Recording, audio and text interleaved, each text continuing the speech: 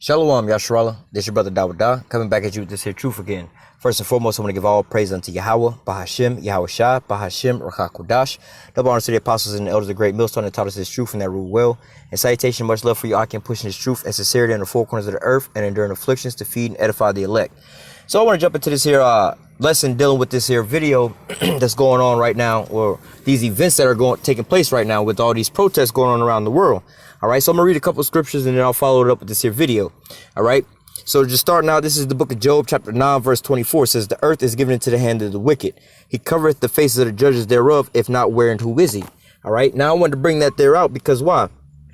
We know who is in control of this here earth. All right, Esau is in control of this here earth. All right, so going from there, we're gonna go to let me see, Isaiah chapter 24. No, let me go back.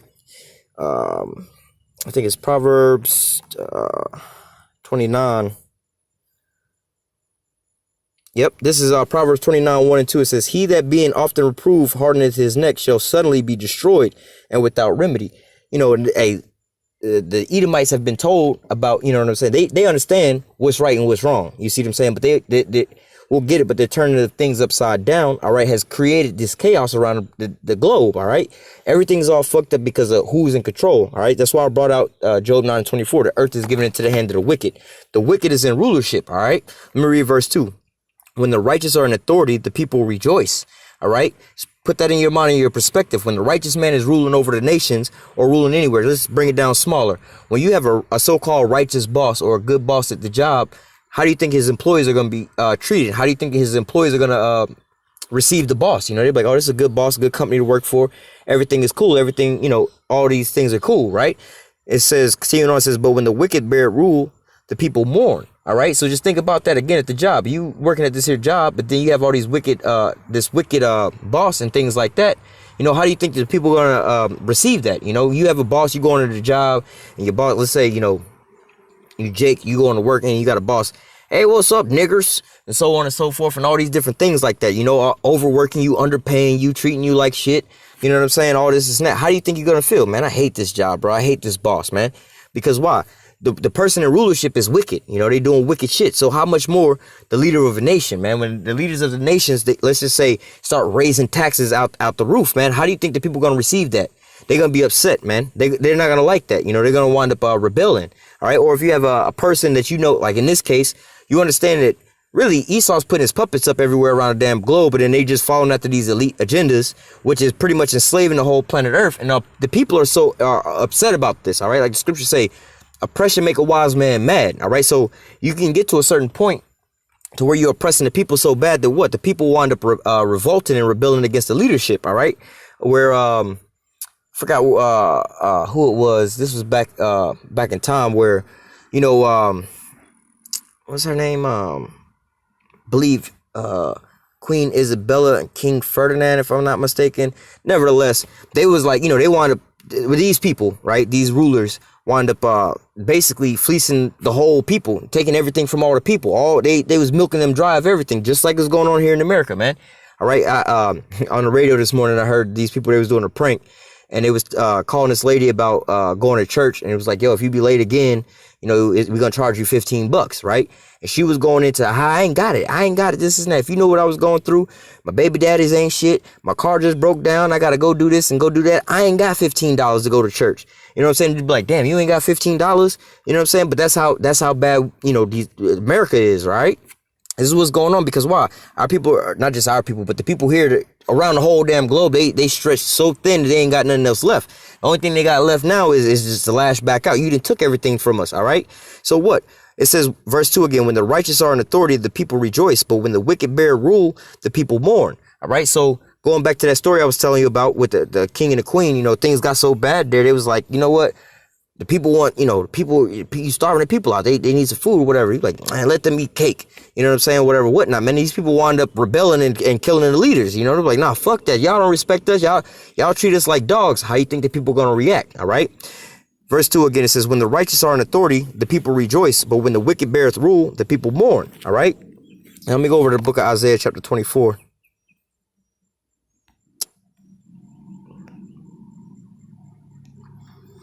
This is Isaiah 24, starting at verse 1. It says, Behold, Yahweh maketh the earth empty, and maketh it waste, and turneth it upside down, and scatter abroad the inhabitants thereof. All right. So the Most High is basically about to, destroy this place, man. He's got to wipe the slate clean. All right. Why?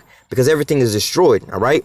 Verse 2. And he's going to do this as well with these the things we were about to read of. It says, and it shall be as with the people, so with the priest, as with the servant, so with the master, as with the maid, so with the mistress, as with the buyer, so the seller, as with the lender, so with the borrower, as with the taker of usury, so with the giver of usury to him.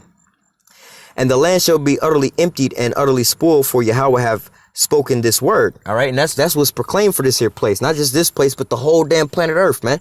We need to have a global reset because of why? The Edomites are in rule. The earth is given into the hand of the wicked. All right. So when the wicked bears rule, the people mourn. The whole earth is mourning because why? The Edomites are in rulership. All right. Verse 4, the earth mourneth and fadeth away. All right. That's where we at now. Not only is like the actual earth mourning, the plants and everything on the earth, the waters, the ecosystems, the animals, everything's all fucked up and it's all crying out and mourning and stuff like that. All right. It says the earth mourneth and fadeth away. The world languish and fadeth away.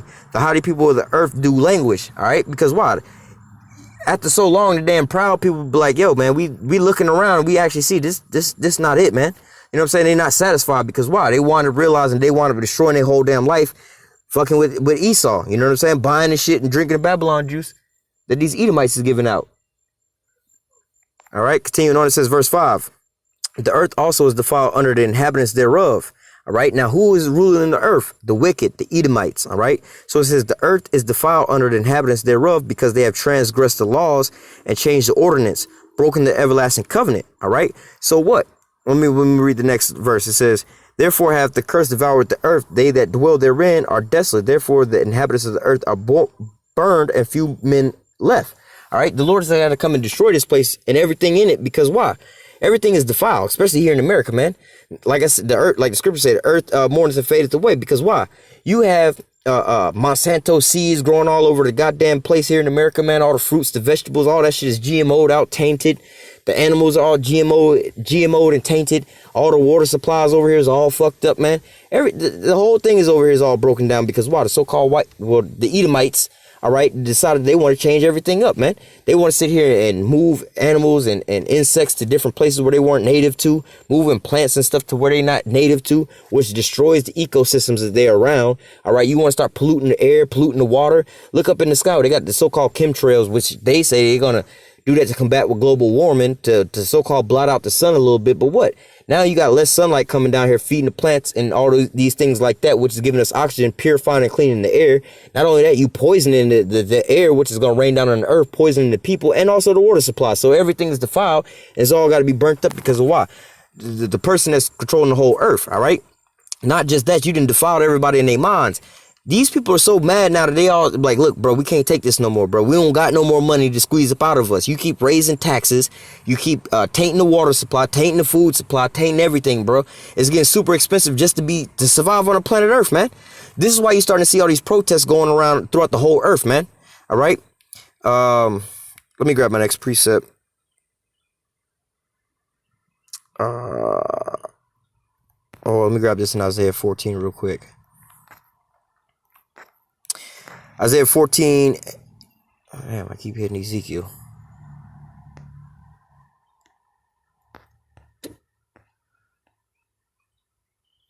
This is Isaiah 14 and 16.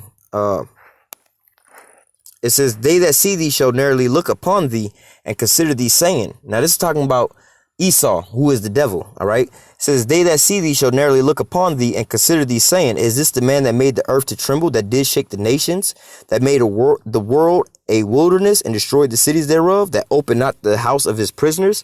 All right. Because why? Looking at this damn devil, he destroyed the whole planet Earth, man. All right. Not just the planet Earth, but all the people thereof in it. All right. They destroyed all the damn cities, man. Destroyed everything. Destroyed all the different systems in the earth, like the ecosystems and things like that, man. This is the same person who did all this stuff. Now everybody's looking at like, yo, how they talking about the anti-Semitism or whatever, whatnot, because people be talking about the elite Jewish bankers and whatever, whatnot. But hey, I mean, if they want to call them, they're not really called Jewish people, or Jews. They're Amalekites, all right, which they're the grandson of Edom. They still Edomites, all right. Now the whole world, how do I say, carnally, they just, the people who don't know, that's not in the know all, they be like, oh, these Jewish people, the Jewish bankers and this and that. They mourning because of the wicked is in rulership, man. This is what's going on. You sucking everybody dry of all the resources and all of, how do you say, they sweat equity, where they all tapped out. So now you're starting to see the uprising of all these people. All right. Let me go from there to the book of Luke.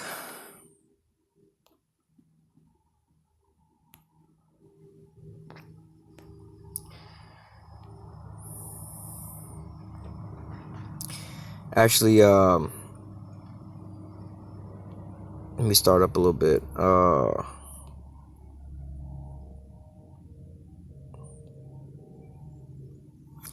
This is Luke 21:7. It says, and they shall ask him, saying, Master, but when shall these things be, and what sign will there be when these things come to pass? Matter of fact, let me read. This is the same thing that's spoken about in Matthew 24, which, you can clearly see what the question is being asked in verse 3. Matthew 24:3 says, and as he sat upon the Mount of Olives, the disciples came unto him privately, saying, tell us, what shall these things be, and what shall be the sign of thy coming and the end of the world? So show us the signs of the end of the world. Show us when the end of these things are coming to pass, all right? So now let me go back over to the book of Luke. Slot.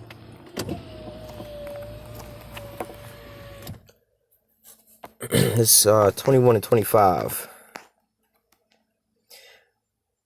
It says, and these shall be the signs in the sun, and there shall be signs in the sun and in the moon and in the stars.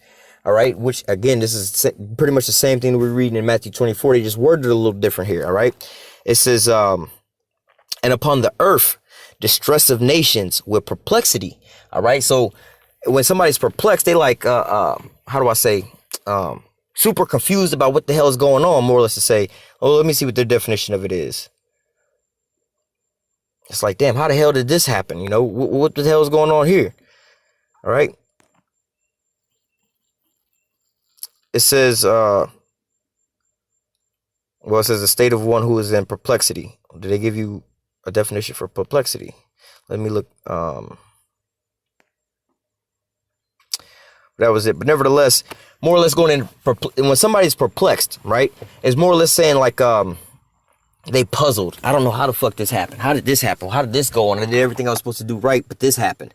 They all perplexed. So now you have, let me read it again. It says, and there shall be signs in the sun and in the moon and in the stars, and upon the earth distress of nations. All right. So all the different nations are distressed. They all stressed out with all kind of different calamities going on. All right.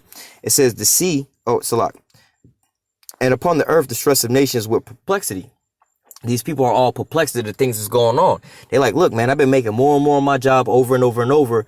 But, or put it this way, the cost of living is going up more and more and more, but I'm not making as much money as I was beforehand. Or on your job, you actually might be making more money, but the cost of living is so much more higher than with your increase of your pay wage, So what? These people are trying to figure out how the hell we going to make it? How we going to do this? How we going to do that? Going back into the time, when I was younger, the father, you could have a mother, father, and some kids, right? The father is only going to work at one job, 8 hours a day. The wife don't got to work. They got a 2-car garage, big ass fence, big ass yard, white picket fence.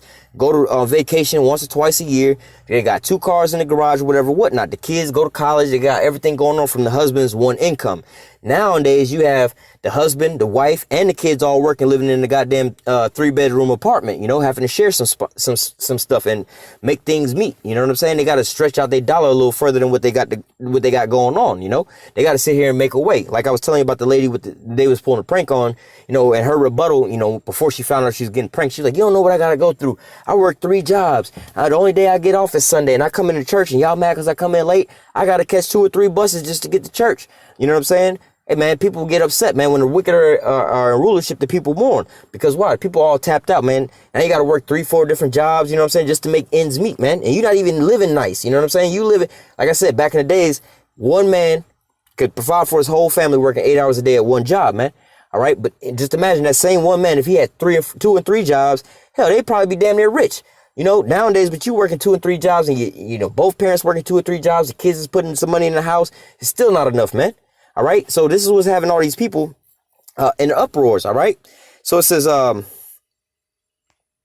back to verse 25. And there shall be signs in the sun and in the moon, and in the stars, and upon the earth distress of nations were perplexity, and the sea, the sea and the waves roaring.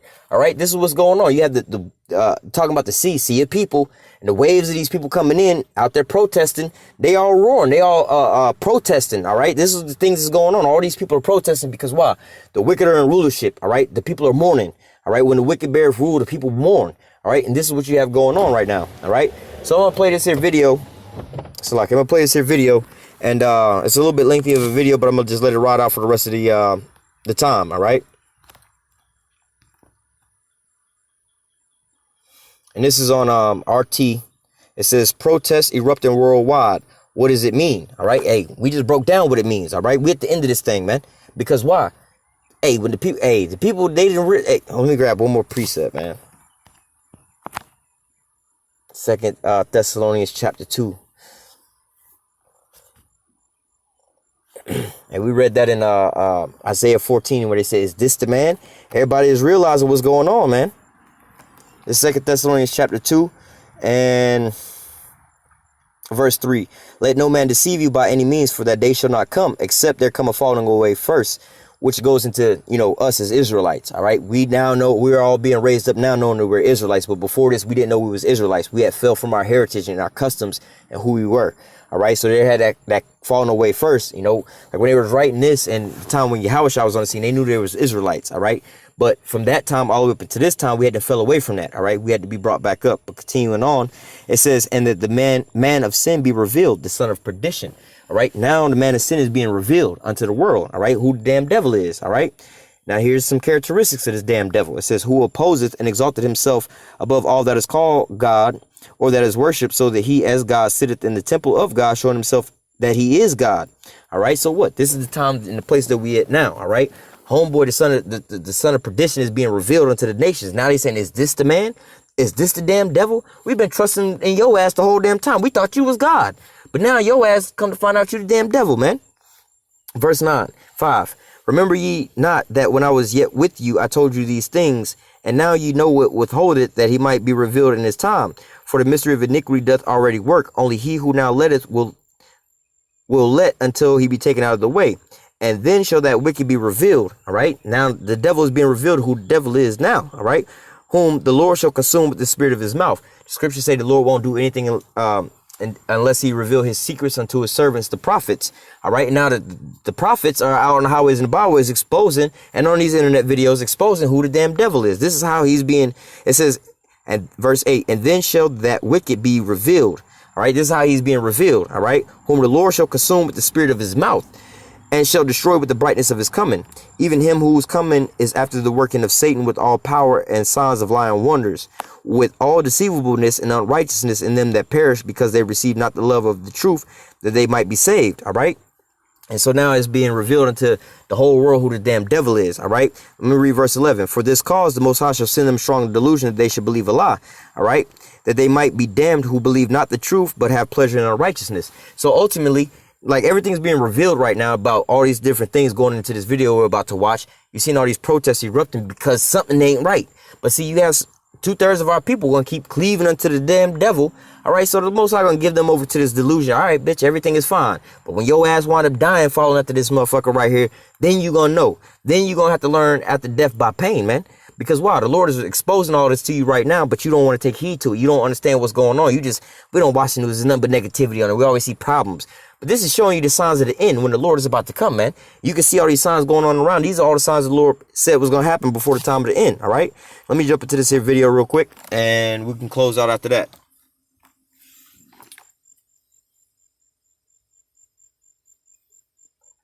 Again, this here article is on RT, or this video is on RT. It says protests erupting worldwide. What does it mean? All right.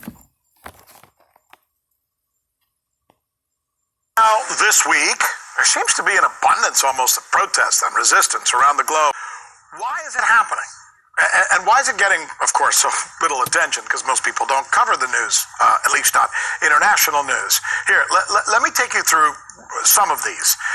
Kazakhstan. A new president was recently elected, and this is how the people there reacted. Watch.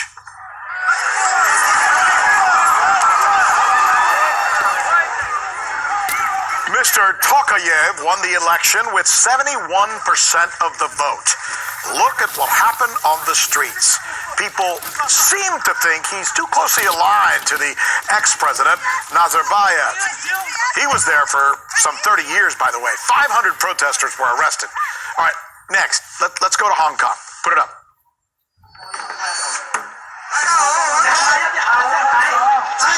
This one was really nuts.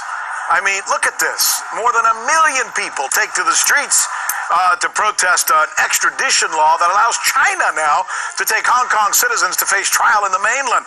Not fair, say the people of Hong Kong, who feel like the days of China ruling over Hong Kong have long passed. And now let's do this. Let's go over to Albania.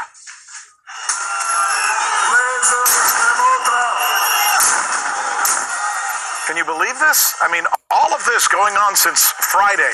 These protests are because their elections were canceled. The president of the country recently stopped the election. That hardly ever is going to go over well. He said he had to do it to ease the political tensions. Thousands of Albanians took to the streets, some tossing Molotov cocktails at the police. And now from Albania to Moldova.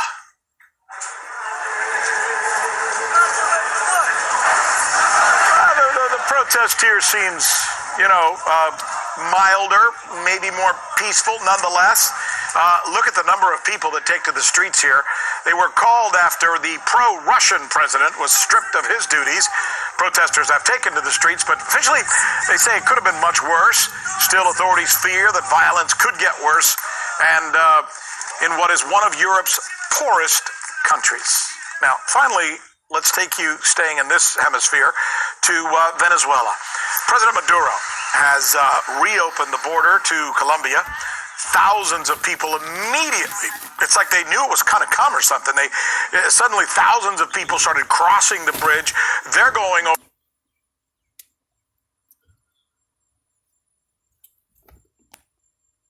there to buy food, medicine, and other household items. Police tried to organize it as best they could so they can get through. Violence has not occurred, but the situation obviously remains tense as U.S.-backed President Juan Guaido continues his claim, I should say, as the president of Venezuela. I know, it's confusing. Sounds like a perfect segment, doesn't it? All this going on in the world for John Jordan, who is, among many other things, as you know, a member of the Hoover Institution. All right. So, John, why don't we do this? Let's start with Kazakhstan, because I think a lot of people don't realize the size and the import of that particular country, both dimensionally and in terms of some very important geopolitics. Take it away.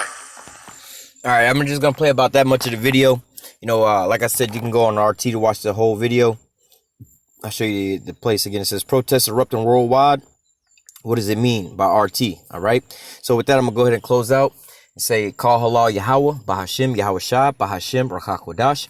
Double honor to the apostles and the elders of Great Millstone that taught us this truth and that rule well. And salutation and much love for you, Akim, pushing this truth and sincerity in the four corners of the earth and enduring afflictions to feed and edify the elect. Until next time, I say stay strong and shalom.